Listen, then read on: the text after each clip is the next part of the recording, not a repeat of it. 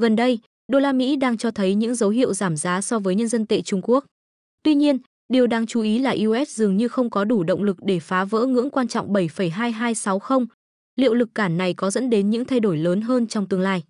Theo các nhà phân tích của World Group, áp lực giảm đối với US vẫn còn nguyên. Họ dự đoán rằng nếu đồng tiền này phá vỡ dưới mức 7,2260 mà không giữ vững trên 7,2880, giá sẽ tiếp tục tiến về 7,2000. Vậy điều này báo hiệu gì cho các nhà đầu tư? Thực tế là US đã chứng kiến sự sụt giảm đáng kể gần đây và không có dấu hiệu hồi phục sớm. Nếu tình hình tiếp tục như hiện tại, US không chỉ chịu áp lực từ các yếu tố nội tại mà còn từ dữ liệu bảng lương phi nông nghiệp sắp tới, điều này làm gia tăng lo ngại cho thị trường. Trong bối cảnh này, các nhà đầu tư cần cân nhắc kỹ lưỡng trước khi ra quyết định đầu tư.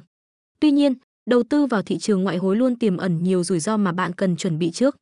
Liệu US có tìm lại được động lực để phục hồi hay sẽ gặp khó khăn hơn nữa trong tương lai gần?